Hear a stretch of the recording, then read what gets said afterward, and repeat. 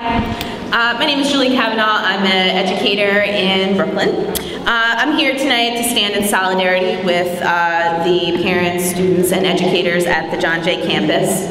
I think sometimes it's really hard for policymakers to hear claims of racism. I think it's really easy to get defensive, and I can understand that. I think what you have to look at here is the inequity in funding piece. This is not necessarily an attack on Millennium, although I do think it was egregious for the new principal of that school to announce that before this vote ever took place. It's not about Millennium.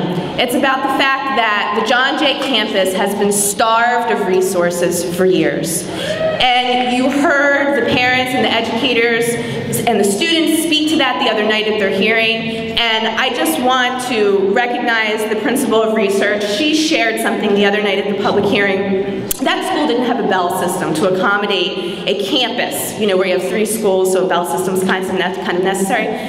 She spent $5,000 out of her own pocket because the DOE wouldn't provide the funds for a bell system.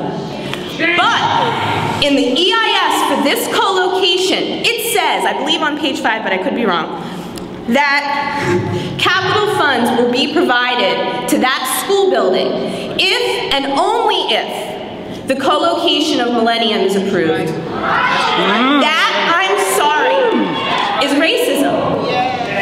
It is, and it's shameful. Perfect example. Switching gears really quickly, Ms. Black. You talked this week about the tough choices that our schools face. And I think it's only fair to talk about the choices that you've made for your children. Anyone in this room can go on to the Kent School website and see what you chose for your kids. Class sizes of 12, student-teacher ratios of 8:1, experienced educators, and more than 70% of the educators for your kids have advanced degrees. Why isn't that good enough for our kids?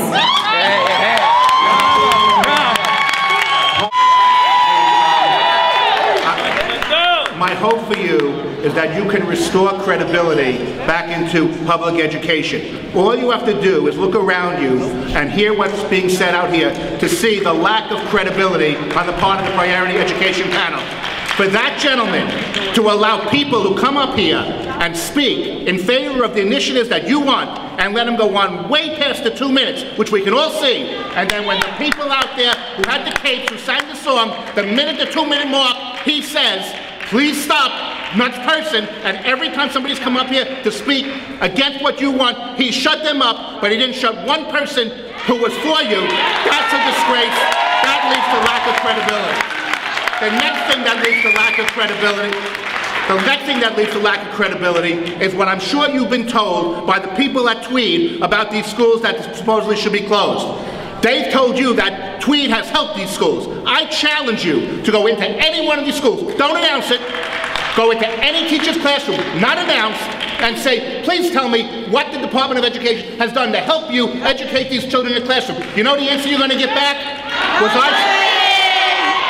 Not nothing. Was I supposed to get help? I didn't get any help. The last thing, to show the lack of credibility, I hold in my hand a notice to parents that the DOE wants to introduce the new principal of a school into a building that's supposed to be closed before you even voted to close the school.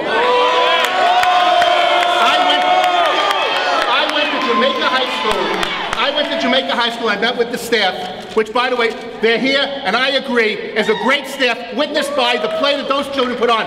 If every school was able to have children put on a play like that, that's much more indicative of good education than a standardized test.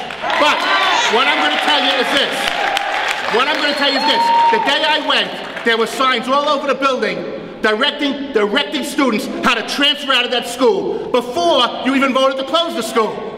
If you want to be a successful chancellor, the first thing you're going to have to do is restore credibility between the public and the Board of Education. And if you don't do that, and you don't lead by example, you will fail. And I will tell you this, from the UFT leadership's point of view and my point of view, we will fight these school closures, we will fight the Department of Education, we will fight PEP, we will fight the mayor with every legal means possible until it gets done.